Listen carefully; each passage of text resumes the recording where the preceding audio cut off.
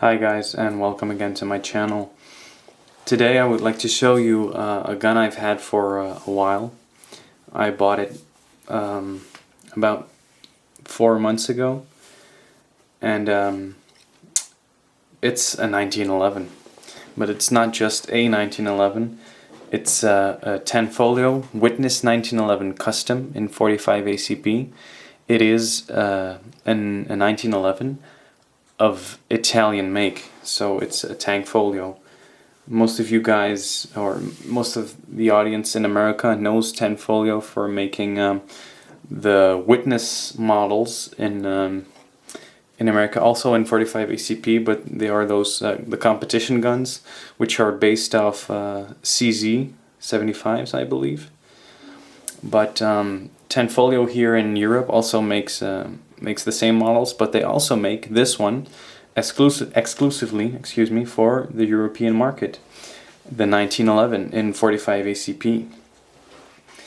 And some of you guys in America might say, hey, this looks like a 1911 that we have here, the Armscore 1911, or the Rock Island Armory, and you guys might have a point there, because Tanfoglio, when they first started making this 1911, they initially imported their frames. They initially imported their frames from Armscore.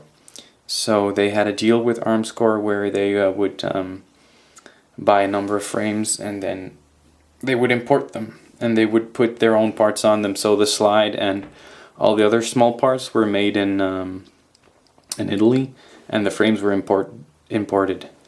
But they phased that process out, and they started slowly making their own frames. So now it's a gun which is entirely made in Italy. When I bought this gun for around $700, so that would make it a budget 1911, and it still has a great value for money. So when I got it, it came in this box, which is a standard plastic box, and also it came with a booklet, which is kind of standard, comes with every gun. And then I also got 2 Medgar magazines, so one's inside of the gun, and this is the second one, which has 1 extra round capacity, so it's 8 rounds instead of 7. There we are. As you can see, Medgar, and as Medgar would like to say, they are the best magazines in the world.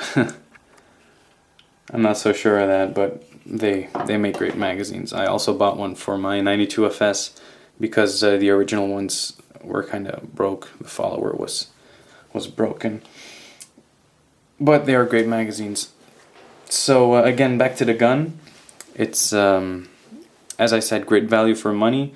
It is this custom gun, which has all the extra features. So it has a skeletonized trigger with stainless steel finish. It has these target sights. This one is also adjustable.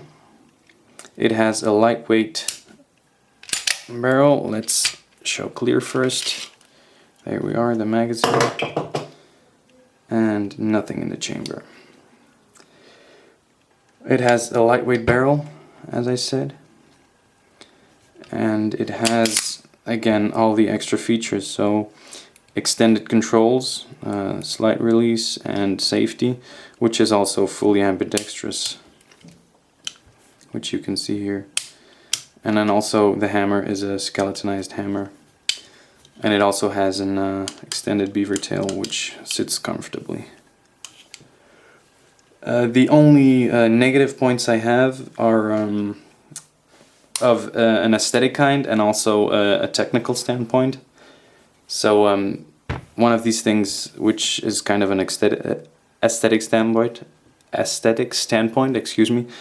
are these serrations. They're kind of wide, and they're also very few because they are so wide, and I don't really like that on this 1911 look. It's kind of in between modern and classic look, so I don't really like that. So now on to the rest of the imperfections or flaws. Because this is a budget 1911, it has some machining imperfections, you could call them. And this is a big one, the first one. As you can see, the slide is very smooth and well finished up until here. Then you can see all these machining marks or machine markings which come all the way up to the front of the slide, and that kind of takes the beauty away of this finished slide.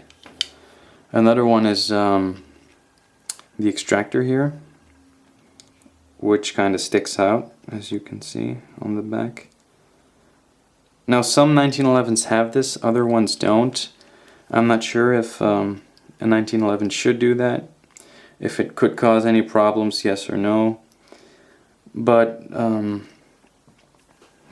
if you take that into consideration, the extractor that already sticks out, you kind of could say that there will be one major technical flaw about this gun, and that is true. The extractor is the major technical flaw. It sits very loose inside of the gun. It kind of clocks a little. So there is definite clocking. I don't know if you can see this, but yes you can see it moving. So the tension is not all that great, which causes the gun to stovepipe every once in a while, and that is kind of irritating. And then there's also this point that I would like to make. It looks like the trigger is a commander trigger, you could say, instead of a full-size trigger for this gun, because it's a full-size 1911, of course, with the 5-inch barrel. But look at the gap that this trigger has on top. It's huge. To me, it looks huge. I don't know. Maybe that's normal on other 1911s. Not many people at my gun club have 1911, so I couldn't really look at it or look into it that much, so I don't have any frame of reference. But it looks kind of big to me. And then all in all, it's a great little package. I mean, it looks very good. You have this classic look with the wood grips and a parkerized finish, or blue finish, partly. And then you have all these modern controls on it, so the extended controls and the target sights and the stainless steel finish skeletonized trigger, which make it a kind of interesting 1911 to look at. I like the way it looks in spite of its imperfections. So, and also an interesting point to make is that the way they mark the frame is the same way Beretta marks their frames, their production dates, I guess.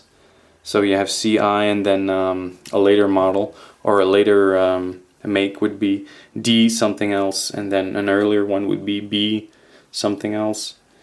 And that's kind of funny to look at it. They're all situated in the same area in Italy, all these gun factories, so are almost in the same region. So that might be why they work together or use the same frame markings. In terms of positive things, of course, it's a 1911, so it shoots very well.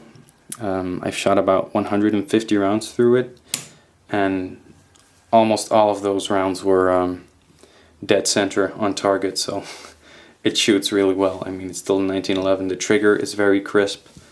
It's let's just, there we are. It breaks really clean, so I mean that's what you can expect of a 1911, of course. If you compare that with the Beretta I have or the Glock, I mean I prefer this trigger. It's really good, in spite of its size, of course. So that was my take on this Italian 1911, the Tanfoglio Witness 1911 Custom in 45 ACP. If you have any questions, please write them in the comments, and I'll be sure to get back to you. Please rate, comment, subscribe, and thanks for watching.